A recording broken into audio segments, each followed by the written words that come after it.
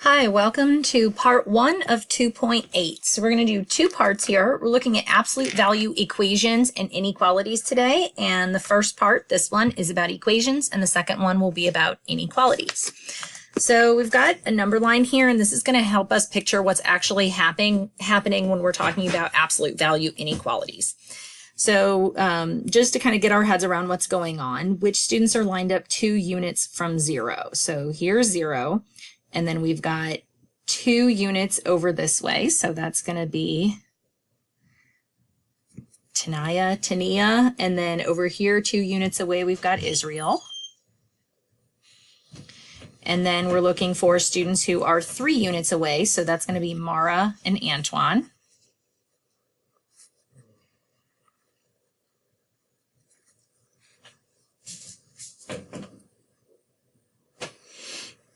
Okay, absolute value of a number, hopefully you remember, is the distance from the number on a number line. So here we've got both Tania and Israel are absolute value 2 away from 0. So they're both 2 units away. And then Mara and Antoine are both 3 units away. All right, so right here, locations of the 2 students who are 5 units away from 0 are the solutions to the absolute value equation x equals 5. And so those are the students who are going to be at 5 and -5, which is Nick and Kia. So we'll put those 2 people down. And then here, we're going to create a graph of those solutions. And when we're talking about a graph of an equation, it's just going to be points for the most part. So we've got a point over here, and we've got a point over here. And it makes sense that there are 2 solutions because there are 2 directions that we can be 5 units away. So I'm going to put 2 solutions because, and I abbreviate my because like that, there are 2 locations 5 away from 0. Okay, absolute value equations can also represent distances between 2 points on a number line, so it doesn't always have to be 0. It can be some other point as well. So we're looking for 2 people who are 4 units away from 1. So here's 1 that we're looking at right here, and we want people who are 4 units away from 1. So 1, 2, 3, 4. So we're looking for someone at -3, which is Mara again. And then we want to do 4 units the other way. So 1, 2, 3, 4. So that's going to be at 5, and that's going to be Nick again. So this time we have Mara and Nick who are 4 units away from there. So we could say the equation absolute value of x equals 4 represents the numbers located 4 units away from 0. Sorry about the dog there. So the equation absolute value of x equals 4 can also be written as x minus 0 equals 4 because the minus 0 doesn't change anything. It's 4 units away from the point 0. If we were looking for numbers locating 4 units away from 1, which is what we were doing in number 5, you can write the absolute value x minus 1 equals 4. So it's kind of confusing, or it can be, because we're looking, it says -1, but we're actually talking about the point 1 instead of the point -1, but it's just a practice thing. You'll get used to it.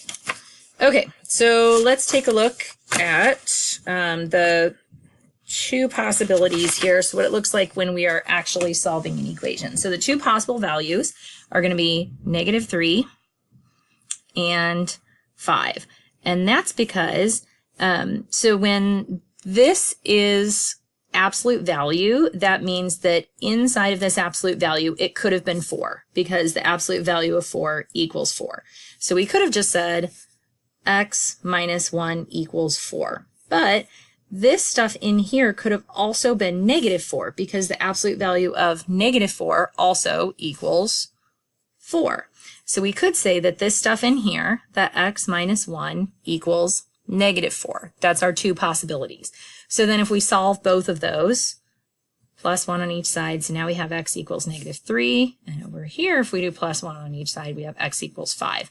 So this is sort of the solving way to figure out what we can see on a number line. And it's handy to have the solving part because we're not always going to have nice simple equations to look at on a number line. So we're using the two values we found to write two equations. So that's this right here. So x minus 1 equals -4 and x minus 1 equals +4. And then we solve them. Actually, we already solved them up here. So we'll just say we already solved that up there. Okay, so now we're going to be looking at some situations and writing their equations. So we've got which 2 points are 2 units away from 0. So here's 0. Here's our 2 units away. And this one is nice and simple. We have absolute value of x equals 2. Now we've got 2 points that are 5 units away from -2. So we're looking at -2. We want to go 5 units away. 1, 2, 3, 4, 5. And 1, 2, 3, 4, 5. And then on this one, it looks like x plus 2 equals 5. So in this, when it's -2, it's like x minus -2, which would turn into x plus 2. And then here we've got 2 points that are 3 units away from 4. So we're looking at 4, and we're going to go 3 units away. So 1, 2, 3, and 1, 2, 3 like that. And so our equation is x minus 4, absolute value of x minus 4 equals 3. So that's an example of writing some equations based on the points that we're looking at. Now let's take a look at just the really straightforward, how do we solve an equation using this. So I'm going to do 12, 13, and 15, and then I'm going to let you try 14 to see how you do on it. So number 12, and the steps are up here, so you can kind of, I'll talk you through the steps, but you can use that as kind of a reference point as you solve more of them. All right, so this right here, we're going to first write our 2 possible cases.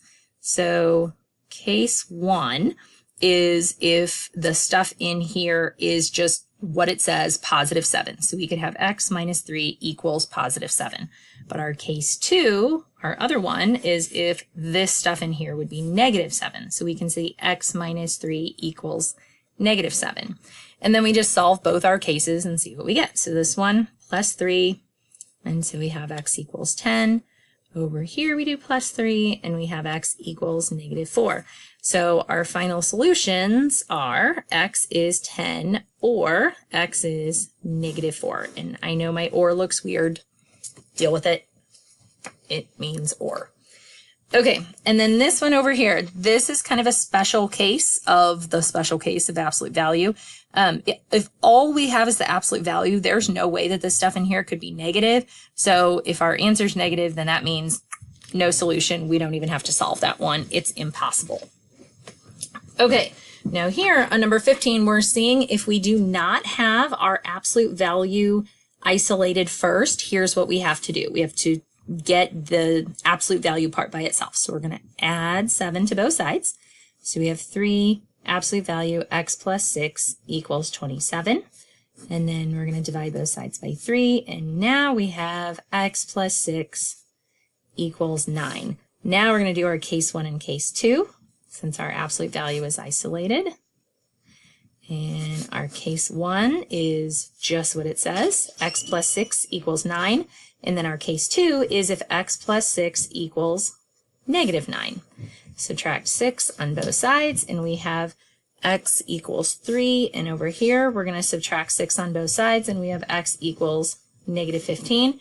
And so our possible answers are 3 or -15. Okay, go ahead and pause it and try number 14 by yourself, and then come back and see how you did. Okay, so here's number 14. The answer ended up being x equals 1 or -5.